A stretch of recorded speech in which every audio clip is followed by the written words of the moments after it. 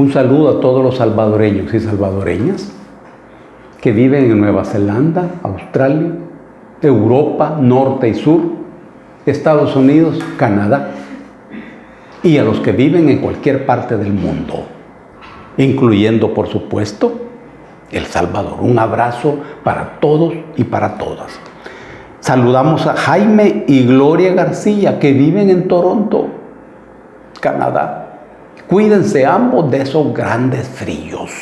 No salgan mucho a la calle. Y también un saludo a Octavio Jovel. Este día tengo el gusto de presentar el tomo 1 y el tomo 2 del trabajo del doctor Roberto Badía Montalvo, un médico salvadoreño que vive en Cataluña, en Barcelona, dedicado a los estudios de salud y a estudios de la historia. Hay una línea que se llama Las grandes civilizaciones e imperios de la antigüedad. Este trabajo recoge la historia de la antigua Roma, tomo 1 y tomo 2. Apasionante trabajo de Roberto Badía Montalvo. Él es hermano del doctor Eduardo Badía Serra, nuestro pensador y filósofo e ingeniero. Saludamos el trabajo de Roberto Badía Montalvo y por supuesto que estamos leyendo esto lo más que podemos. También saludamos una victoria de hace 2 años y medio en un escenario llamado Latinaguar, un concurso latinoamericano, en donde con participación de 370 autores de América Latina, se premió la obra de cuentos infantiles de Jorge Argueta. Ese libro fue ilustrado por el pintor El Aleph. Esto fue premiado hace 2 años. Es una victoria artística e intelectual impresionante. Un abrazo para El Aleph y un abrazo para Jorge Argueta.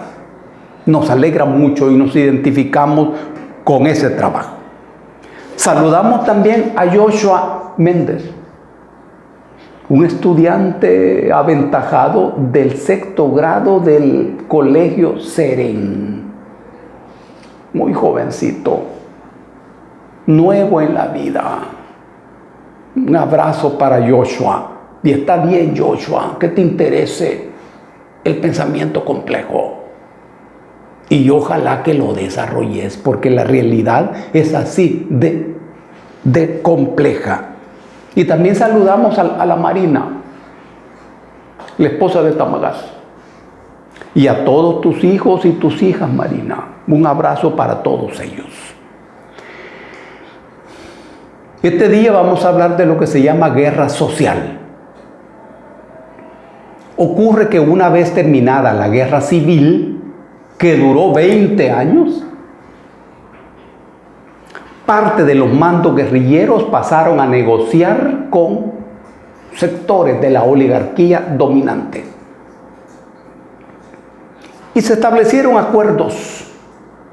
Hay que saber que la guerrilla del FMLN fue siempre un acuerdo esencialmente anticomunista. Y una vez termina la guerra, se facilitó el acuerdo con estos sectores oligárquicos. Este acuerdo sentó las bases para el establecimiento en nuestro país o el desarrollo en el país de un modelo económico neoliberal, brutal, absoluto, ciego y ortodoxo. Esto dejó afuera del mercado, de la educación, del trabajo, de la dignidad, casi afuera de la historia, a miles y miles y miles de muchachos y muchachas que se convirtieron en presas del mercado. Recordemos que, entre otras cosas, el neoliberalismo es la ausencia del Estado y la presencia absoluta del mercado. Pues bien, estos muchachos y muchachas decidieron 2 cosas. Primero, no dejarse morir de hambre y resistir al abandono. Y decidieron armarse. Y segunda cosa que decidieron es participar en el reparto del pastel. Porque en medio de la aplicación salvaje del neoliberalismo, a la par de la desesperación y el abandono, la explotación y el llanto, crecía una economía floreciente, tal como ocurre hoy en nuestros días.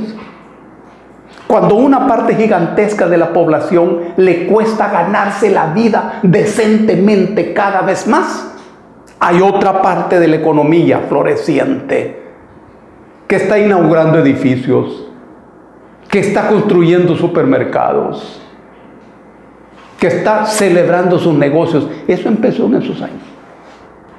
Estos muchachos decidieron estas dos cosas.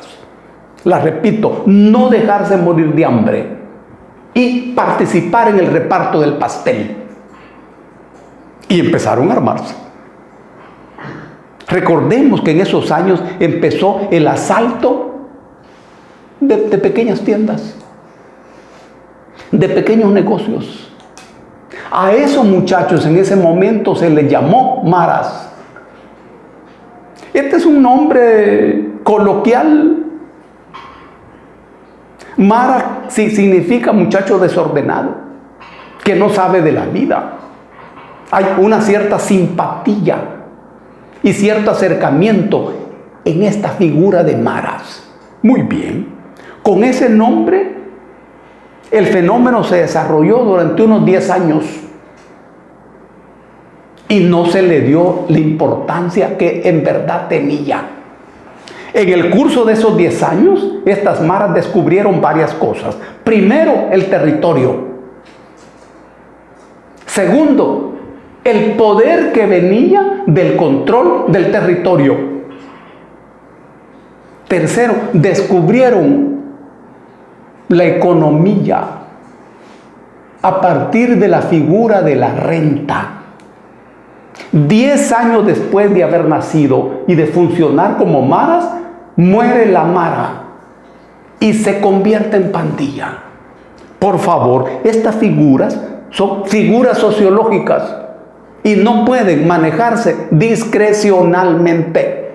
Cuando aparece la pandilla, repito, ya existe el territorio, ya existe el control político y ya existe el negocio proveniente del control político del territorio. Aparece la renta, entonces viene la pandilla.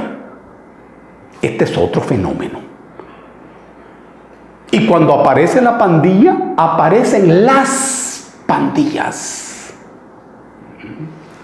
Las maras se bifurcan ya organizadas en diferentes agrupamientos territoriales que pasan a disputarse el control del territorio y pasan a disputarse las finanzas provenientes del control de ese territorio. El fenómeno se iba complejizando y también complicándose.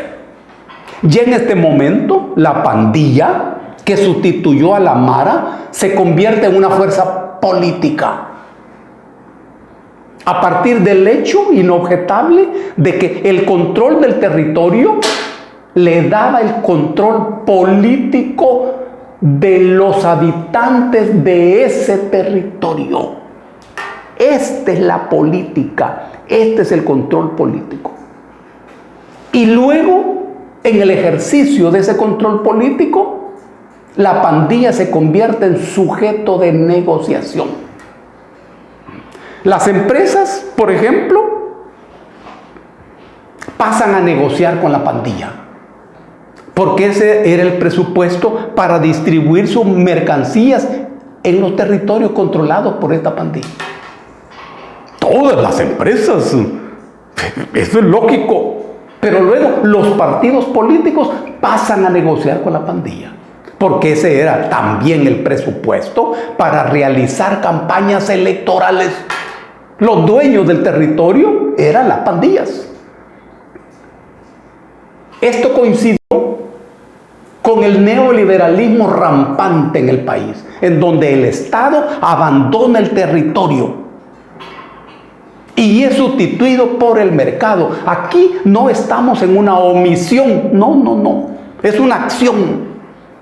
Desmantelar al Estado es un presupuesto del neoliberalismo y es una decisión tomada racionalmente por Arena y por el FMLN. Esto significa que el Estado deja de hacerse cargo de la educación, de la salud, de la vivienda, del trabajo, del salario digno de la gente. Y todo eso pasa a ser controlado por el Estado, por el mercado. Es en este escenario donde la pandilla crece y se convierte en una pandilla de mercado, inspirada filosóficamente en el mismo neoliberalismo, que es el que fundamenta teóricamente el desempeño de la pandilla. Ahora bien, esto no puede ser de otro modo, tiene que ser así.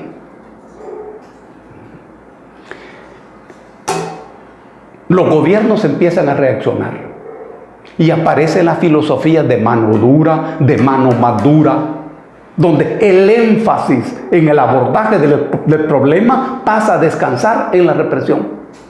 Una y otra vez esto fracasa. Una y otra vez choca con la dura realidad que la clave es el control del territorio. Fracasa Arena, fracasa el FMLN, pero la pandilla se convierte en una fuerza política, militar y económica. ¿Qué es lo que ocurre en este momento? Estamos hablando de un fenómeno que dura 30 años. ¿Por qué este fenómeno puede llamarse guerra social? Primero, porque esta guerra social se instala inmediatamente después de terminada la guerra civil. Es como una rama de la guerra civil.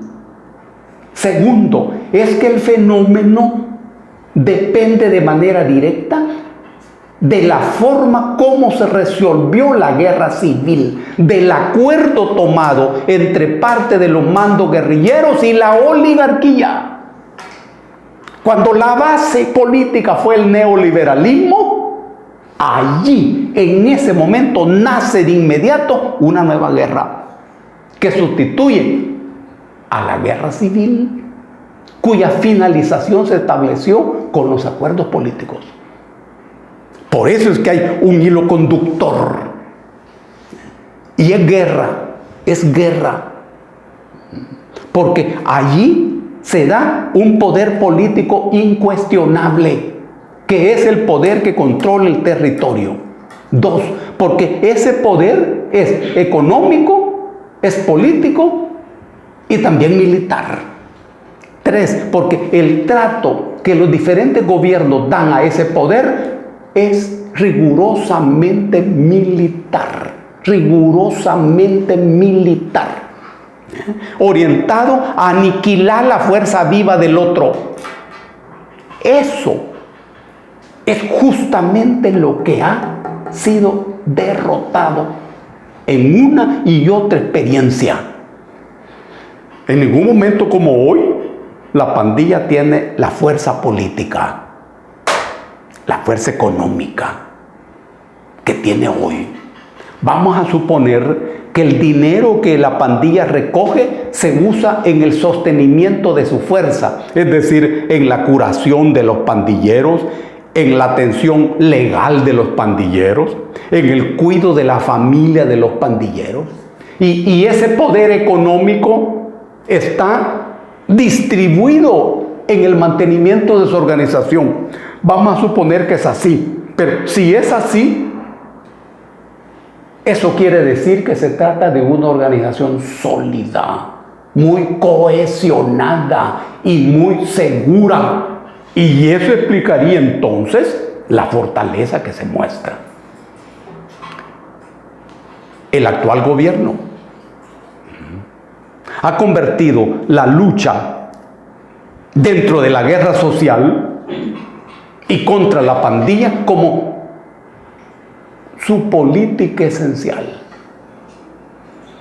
Su política esencial. Claro. Y hay que observar que hasta ahora en realidad no hay nada reveladoramente nuevo que lo diferencie de manera estratégica con la conducta de los gobiernos anteriores. ¿En qué sentido? En que el corazón de la política sigue siendo la fuerza. Sigue siendo la represión. Si hay alguna diferencia, es porque en este caso el uso de la fuerza y el uso de la represión es más rampante. Pero esa no es una diferencia de fondo. Además, el uso de la fuerza y el uso de la represión no atiende ni entiende los límites legales que eso tiene, los cuidados legales que eso tiene. Y cuando ocurre eso, ocurre que esa política es muy débil y puede sufrir traspiés en cualquier momento. Si hay diferencias, estas pueden ser algunas diferencias. Si cuando hablamos de la pandilla estamos hablando de un ejército y estamos hablando de una guerra, entonces el golpe al otro ejército se expresa en el golpe a las fuerzas vivas. Es cierto que han habido detenciones en mayor número. Es cierto que se han roto las comunicaciones desde los centros penales. Eso es cierto. Pero eso es un incidente de guerra. Ese es un incidente de guerra. Si estamos en una guerra, eso no parece ser hasta ahora decisivo. Ahora bien, ocurre que este gobierno, así como los anteriores, está separando las medidas de represión de las medidas políticas. Eso es muy sabio, además muy necesario, porque el corazón de la política contra la guerra social es político. Lo militar en esta guerra es quirúrgico, es esencial y profesionalmente quirúrgico. Pero la clave consiste en que el ejército, el Estado sea recuperado. En eso han fracasado todos los gobiernos anteriores. El corazón es recuperar al Estado de tal manera que las poblaciones dejen de estar abandonadas y tengan salud, tengan educación, tengan trabajo, tengan salario digno, tengan vivienda. Ese es el trabajo del Estado. Eso no se ha visto todavía. Es cierto. A lo mejor es mucho pedir a este gobierno que acaba de empezar. Está bien, muy bien. Por eso estamos diciendo que eso no se ha visto todavía. Pero se están viendo otras cosas. Hace poco circuló la idea de reclutar más soldados. Ojo, esto puede significar que el énfasis se está poniendo en los aspectos militares. Todavía la gente no está recibiendo más salud, más educación, más dignidad, ni más trabajo, que es el corazón de la guerra y en lo que no se puede fracasar. Recordemos que durante la guerra civil Napoleón Duarte intentó hacer una reforma agraria y eso se hundió, se lo tragó la guerra. Aquí estas reformas que son el corazón también pueden ser tragadas por la guerra. La gente no está esperando más soldados. La gente no está esperando más policías. No está esperando más fusiles ni más tiros. La gente está esperando salud, calidad. Está esperando educación, está esperando trabajo. La gente está esperando la eliminación de todas las condiciones que obligan a nuestros compatriotas a abandonar la patria e ir a mendigar a territorios hostiles. Eso está esperando la gente. Si en lugar de eso se les da soldados, no hay respuesta positiva. De modo que esta es una noticia perturbadora. Por lo menos perturbador. Y si la línea militar es la clave, hoy son 1000. Mañana van a ser 2000. Después otros 1000. Esta es la lógica de los acontecimientos. De modo que el país estaría entrando en un torbellino sin salida. Legalmente no hay problema. El presidente de la República fija el número cada año, así dice la Constitución. Eso no es el problema. Estamos hablando del problema político. De eso estamos hablando. Y del abordaje de una guerra. Culmino esto diciendo, aquí no se trata de una lucha contra la delincuencia. Esto no es delincuencia. Y por eso esto no es tarea de la Policía Nacional Civil. No.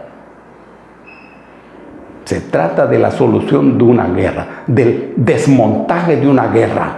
Y esto tiene que ver con el Estado. Es el Estado. Con solo que asuma sus funciones constitucionales, que es lo mínimo, cambia el rostro del país. Un abrazo para todos y para todas. Cuídense mucho. Estudien bastante. Lean bastante. Y que todos tengan buena salud.